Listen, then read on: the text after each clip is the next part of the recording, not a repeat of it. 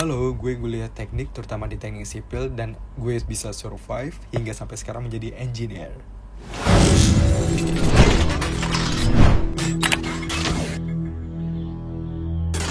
Di video kali ini aku akan bahas bagaimana caranya agar bisa survive di jurusan teknik. Kalau kamu lagi kuliah teknik atau baru mau masuk ke kuliah jurusan teknik, video ini cocok banget buat kalian. Aku akan bahas pengalaman pribadiku dari awal masuk ke perkuliahan, di sistem perkuliahannya, sampai menjadi engineer beneran. Let's go. Yang pertama banget kamu harus siapin di perkuliahan jurusan teknik adalah mental dan mindset. Jangan bayangin kalian bakal jadi Tony Stark atau Iron Man pada saat di semester 1. Realitanya, tugas-tugas dari dosen, terus juga ada laporan praktikum, tugas gambar, belum lagi revisi dari dosennya. Tidur tuh cuma 3 jam karena besoknya harus presentasi. Dan semua itu kalian bisa hadapi dengan mindset bahwa kuliah jurusan teknik itu adalah maraton, bukan sprint. Jadi kamu harus sabar, konsisten. Kalau misalnya kamu tiba-tiba dapat nilai yang rendah, fokus belajar dan berkembang. Yang kedua, harus tahu caranya bagaimana belajar yang efektif di jurusan teknik. Nih gue kasih tips ya. Yang pertama, jangan cuma hafal rumus, tapi harus tahu dan paham konsepnya. Untuk menjawab pertanyaan seperti ini nih seperti apa gitu. Terutama di pelajaran mekanika fluida yang banyak banget tuh rumus-rumusnya. Matematika dasar, statika, atau mekanika bahan. Nah itu banyak banget rumus-rumus yang harus paham banget asal-usul pembentukan rumus itu tuh dari mana. Yang kedua, bikin ringkasan sendiri. Jadi aku lebih sering di perkuliahan itu membuat catatan sendiri apa yang sudah dijelaskan oleh dosen di depan kelas, terutama untuk mata pelajaran atau mata kuliah yang misalnya ada bukunya sendiri. Tetap walaupun udah ada bahan material buku tersebut, kita harus tetap melatih diri untuk meringkas dengan bahasa kita sendiri di buku catatan. Yang ketiga, belajar dengan teman. Belajar bareng teman itu sangat efektif karena kita tahu kita sedang berdiskusi dan belajar dengan orang yang setara seperti kita, yang bahasanya masuk, bahasa sehari-hari kita dengan sama teman. Jadi ada hal-hal yang menjadi perspektif teman kita yang berbeda perihal konsepnya seharusnya atau pendapat lain yang mungkin bisa jadi pandangan baru untuk kita gitu. Cuman mungkin yang harus kalian perhatikan ketika bareng dengan teman, diskusi dengan teman yang terlalu lama itu juga tidak baik. Misalnya kalian jadinya nongkrong lama-lama, gosip atau obrolan-obrolan yang tidak penting di luar dari pelajaran mata kuliah. Namun itu mungkin salah satu efek negatif yang harus kalian hindari ya.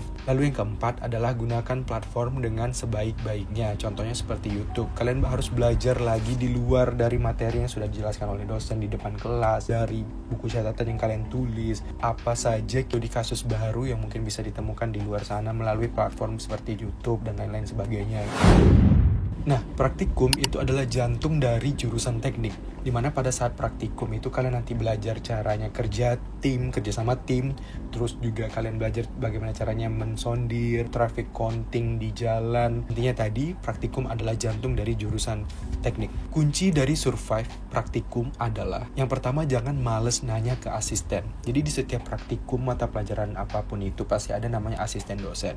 Jangan malu-malu untuk bertanya kepada asisten dosen, karena dari mereka tuh pasti sudah paham banget sistem-sistem bagaimana prosedur praktikumnya dan juga mungkin pengalaman-pengalaman yang bisa ditemukan di kedepannya seperti apa gitu. Yang kedua, kerja tim yang sehat. Jadi jangan sampai kalian yang dominan sendiri dan kalian yang mendapatkan beban lebih banyak dan yang lain tidak bekerja sama. Seperti kita tahu lah, misalnya kerja kelompok itu benar-benar harus secara sehat dan merata gitu, sama-sama paham, sama-sama mengerti, dan sama-sama punya beban yang harus dipertanggungjawabkan. Nulis laporan yang singkat dan berkualitas. Maksudnya kita nggak perlu nulis laporan praktikum yang panjang-panjang tapi kita nggak fokus ke data dan analisanya. Jadi kayak tidak ada hal yang bisa disimpulkan dan tidak ada yang kita mengerti. Ingat, kita praktikum itu untuk belajar dan mengerti, bukan untuk menulis novel, bro.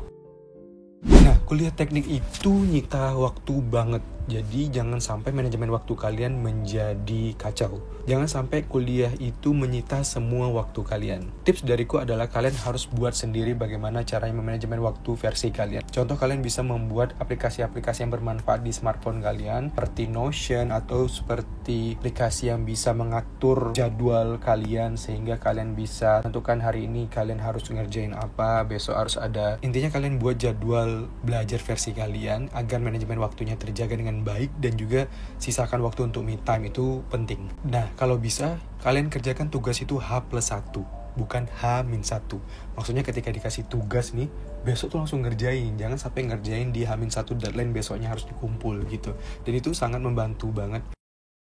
Kuliah itu bukan sekadar belajar atau apapun itu, tapi networking itu penting. Kalian bisa ikut atau gabung di organisasi teknik atau lomba teknik, atau kalian setidaknya nongkrong dengan orang-orang yang jurusan fakultas teknik kalian. Karena itu sangat futuristik sekali, bisa jadi networking kalian pada saat nanti di dunia kerja. Apapun itu yang memang networking atau relasi itu sangat bermanfaat. Jadi jangan berhenti dan tetap terus jaga networking serta memperluas relasi agar lebih besar dan bisa bermanfaat satu sama lain.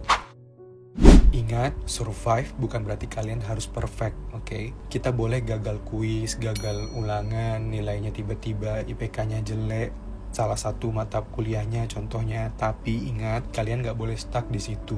Jaga mental health kalian, makan yang cukup, tidur yang cukup, karena engineer itu butuh otak yang sehat dan juga tumbuh dengan waras. Nggak gampang, tapi kalian bisa jalani dengan niat yang ikhlas dan juga semangat yang tentunya paripurna.